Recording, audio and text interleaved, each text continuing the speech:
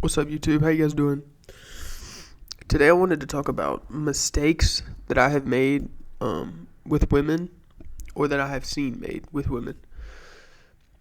So I want to start off. I got a few notes written down here. Okay, number one, I would say avoiding honesty to keep peace. So saying it's fine, and not talking problems out is always a excuse me, a bad route to take because you really want to build that trust and the connection with your significant other. So by saying things are good when they're not good and putting those difficult conversations off, you're really just setting your relationship up for failure because you're creating a bit of passive aggressiveness, and some animosity can be built there when it's not necessary. You guys should just be honest with each other and have those tough conversations. Thinking back, I know I always struggle with this part, mainly because I'm just a man.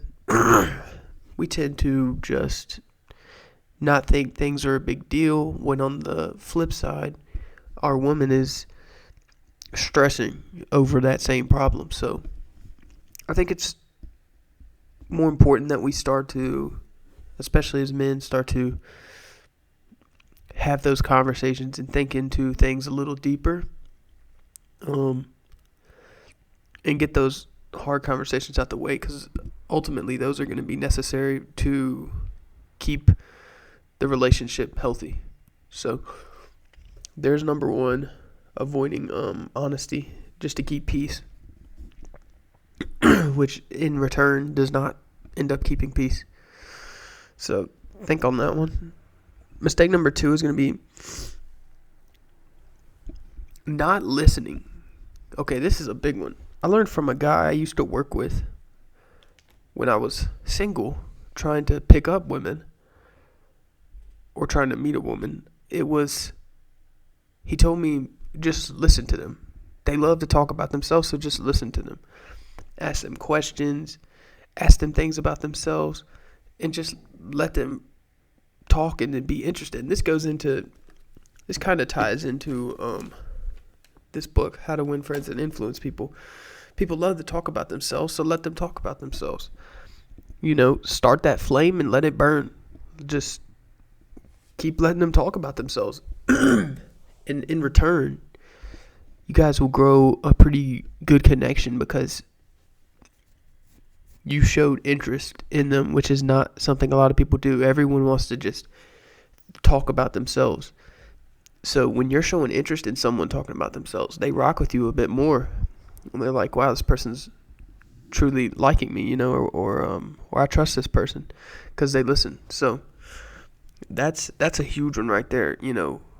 Don't try to talk over them. Don't talk about yourself. Let them do most of the talking. When we're talking about speaking to women and whatnot, let them do most of the talking, and truly try to listen. That's huge. So that's mistake number two, is not listening and constantly being so self-centered. Just listen to them, and that goes for any human interaction, really. Just give people an ear. It'll work out better for you in the long run. So another one we've got. This one's huge. Not having a life outside of her. So I'm gonna give you a little story.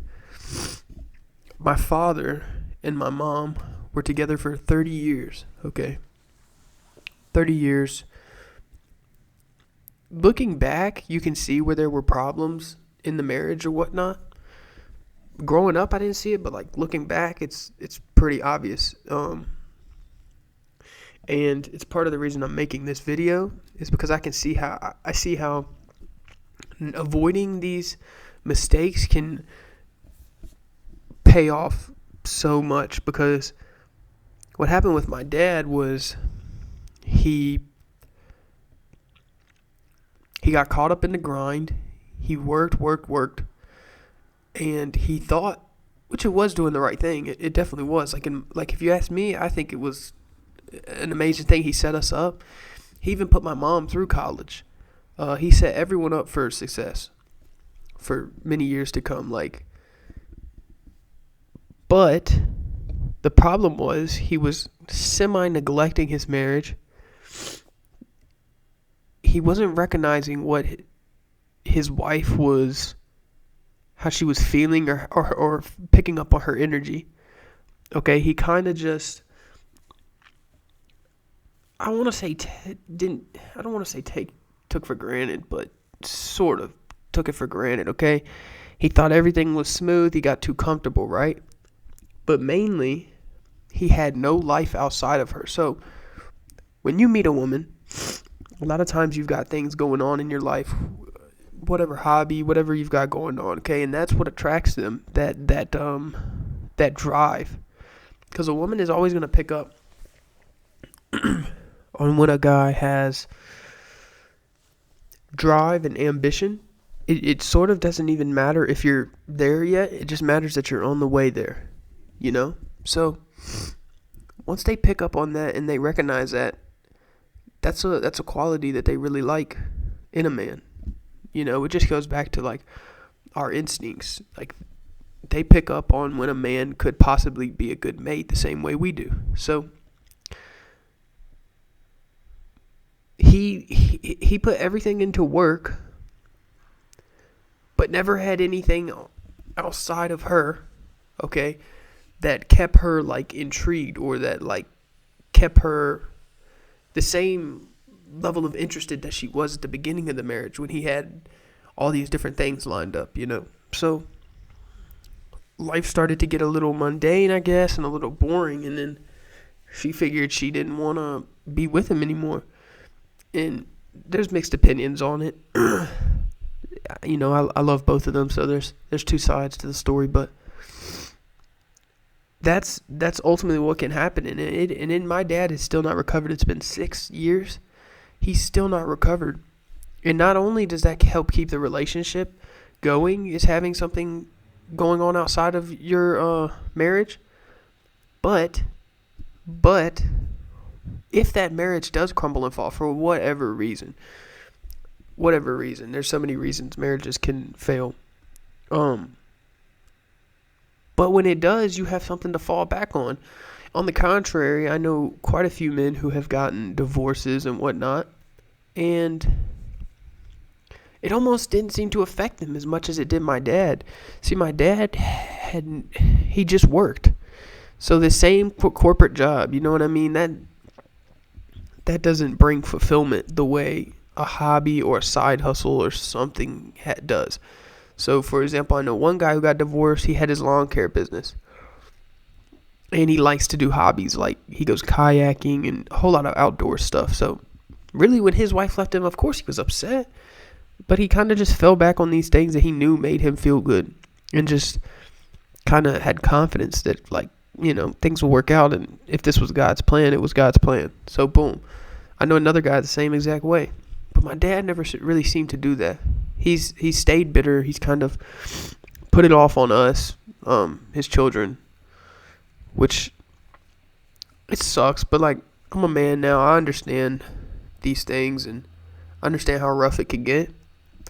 Especially like, I've been through a terrible toxic relationship, and it can make you like lose yourself. Truly, it can make you lose yourself.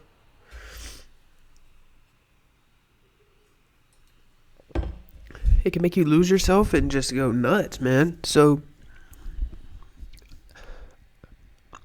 I would say if you're a young dude, or even a young woman, I think this is necessary to hear as well. Find out hobbies and things you know that are going to better yourself and that you just enjoy. Okay, that can be anything. That can be playing an instrument. That can be going on adventures, going on hikes. It can be a number of things. So find that thing and just focus on that. Focus on self-improvement, especially if you're young. Don't be looking for a relationship, especially for men. I wouldn't get in a relationship when you're on the come up. it's just not fair to the girl, and it's not fair to yourself, okay? Because you're not going to be able to give that significant other your full attention that they're going to want, and you're not going to be able to give your hustle the full attention and your self-improvement your full attention, because you're trying to balance this. But it's a relationship more so is about, you've got to really put some time into it. It's almost like a business. You've got to put time and effort into a relationship to make it work, and if you don't, man, things can get dicey, boy, and then that can knock you off your path completely. So I'd say avoid relationships if you can. I understand the appeal of it, but I'd say to avoid them while you're young, and if you have ambition or trying to go somewhere, just build that person up that you want to be, okay? And whether you're religious or not, there's a quote that always sticks with me, that is, why would God send you one of his daughters if you're not one of his sons? So think of that. Think on that. Whether you're religious or not, think on that quote. It's basically just saying that you have to be the man or the woman that God wants you to be for him to send you one of his, somebody who's going to be good for you. Okay? So just some thoughts I wanted to get out the way. Let me know you guys' thoughts in the comments. I'd love to hear from you guys. I'm going to try to start uploading more consistently. I have a few videos planned out. Big moves coming in 2026. I hope you guys have big plans. I hope you guys have sat down and made a plan on how you're going to make this year a better one. And I feel like we're gonna kill this year. We can do it together. So subscribe if you rock with this video. Leave me a comment. Let's talk. Peace, guys.